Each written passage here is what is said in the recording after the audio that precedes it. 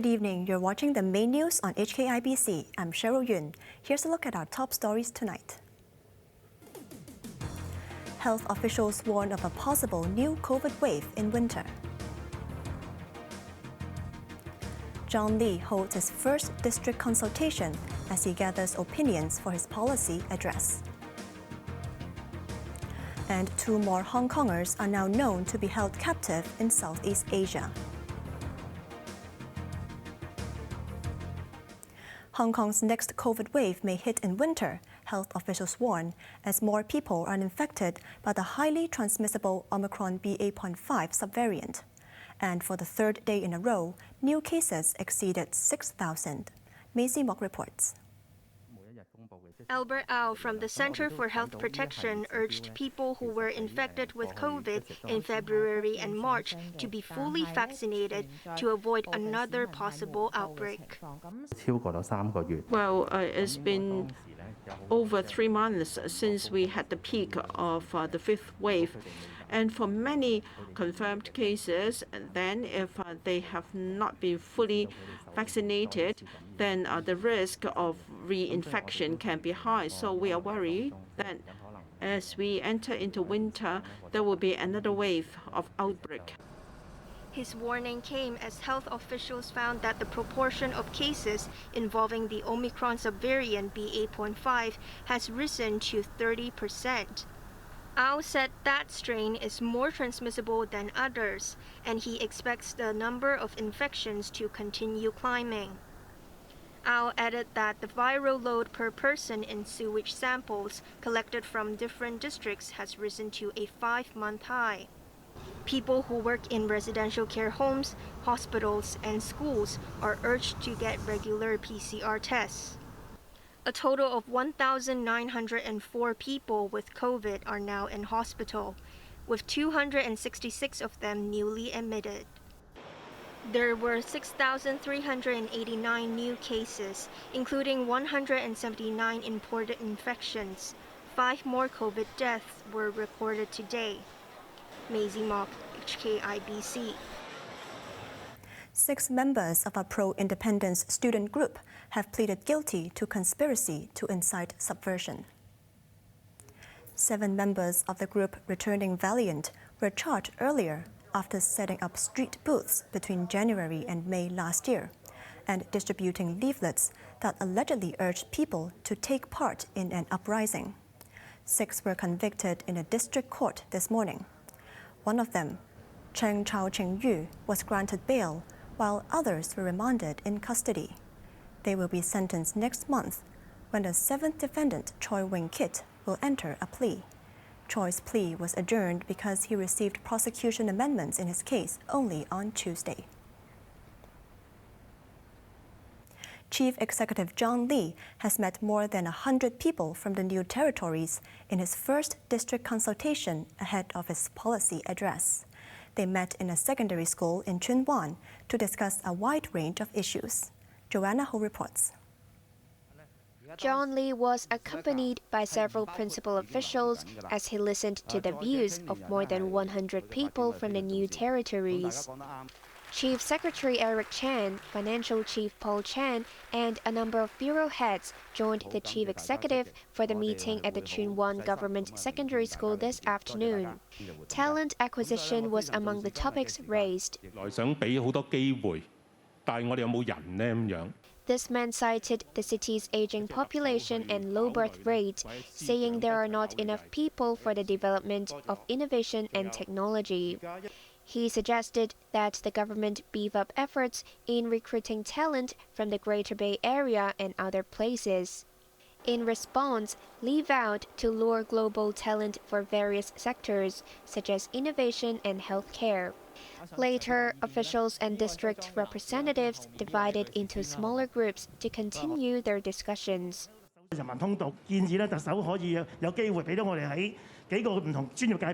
This man urged the government to include professionals such as those from the financial sector in the compassionate quota for people to visit the mainland.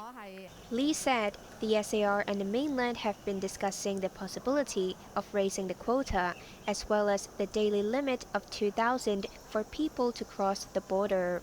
Since the end of last month, the chief executive has completed 10 rounds of consultation in various forms ahead of his maiden policy address on October 19th. Joanna Ho, HKIBC. The Security Bureau has found 2 more Hongkongers who are being held captive in Myanmar and Cambodia. That takes the tally of people needing help to 14, with the government pledging to do everything to rescue them. Macy Mock reports.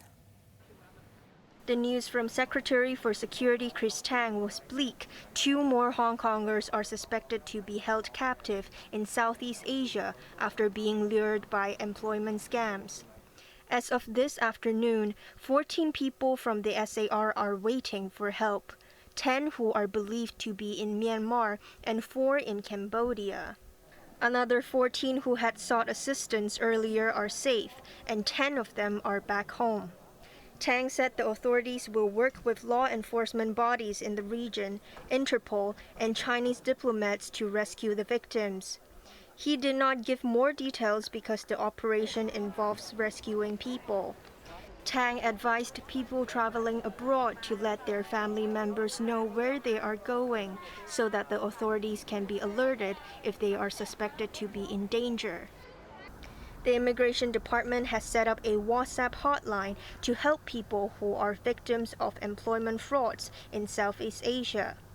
Commerce Minister Algernon Yao, who will visit Cambodia next month to promote Hong Kong, said people should not conclude that the country is bad for business because of the job scam scandal. He said chambers of commerce and the business community have been kept informed of the actual situation in Cambodia. Maisie Mock, HKIBC. A video circulating online captured the drama of Vietnamese workers fleeing from a casino in Cambodia after being forced to toil without pay. They dashed out of a casino in southern Cambodia near the Vietnamese border. Men armed with wooden rods chased them. About 40 people escaped to Vietnam by jumping into the river dividing the 2 countries. Cambodian police detained a mainland Chinese casino manager during their investigation. At least 12 people have been killed in an attack in one of Somalia's top hotels. Ambulances in the capital Mogadishu rushed to the scene after militants linked to Al-Qaeda seized control of the Hyatt Hotel. The attackers set off 2 car bombs before opening fire. The fighting destroyed large areas of the hotel, which is popular with Somali lawmakers and government officials. Responsibility for the assault was claimed by Al-Shabaab militants who have been trying to topple the government. A court in the United States has sentenced a member of the terrorist group Islamic State to life in prison for his role in kidnapping and beheading Western hostages in Syria. El-Shafi El-Sheikh was accused of involvement in the deaths of 4 U.S. hostages, including journalist James Foley and aid worker Kayla Mueller. But as grateful as I am for this sentence, it is a hollow victory. Our country has lost 4 of its very best citizens.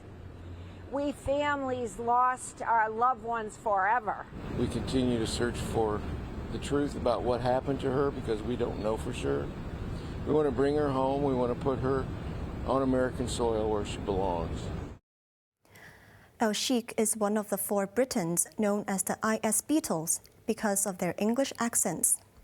Apart from Foley and Mueller, their other victims were Stephen Sotlov and Peter Kazik. The 3 male hostages were beheaded.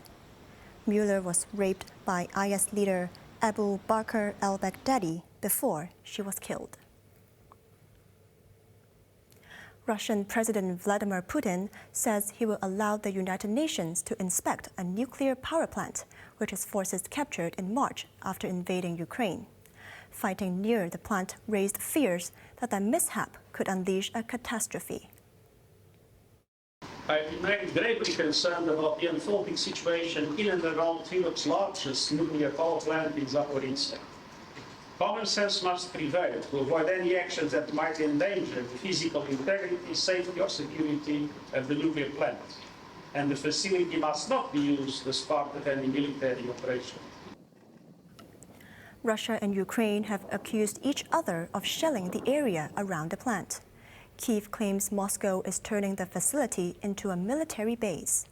Russia, in return, says Ukraine is planning an accident at the plant so that it can accuse Moscow of terrorism. Apple has urged its customers to update a software released this week after finding a flaw that can allow hackers to access iPhones and Mac computers. This vulnerability should be taken really seriously because it does give somebody full admin access without you even realizing that it's happening, without you clicking on anything, without you having to click on something that lets the bad guys in. We don't know yet if anybody has exploited this, if there are some highly targeted individuals maybe that were compromised because of this, but those stories will probably be forthcoming. The more we learn about this, I wouldn't be surprised. Apple warned that the security glitch could enable hackers to take complete control of smartphones, iPads, and computers. The company did not say how the flaw was detected, but cited an anonymous researcher. Security experts believe that prominent figures could be at risk from cyber attackers. On to the weather now. Squally showers tomorrow morning with the temperature rising to 32 degrees. Even hotter at the start of the new work week. Now let's take a look at the weather around the world.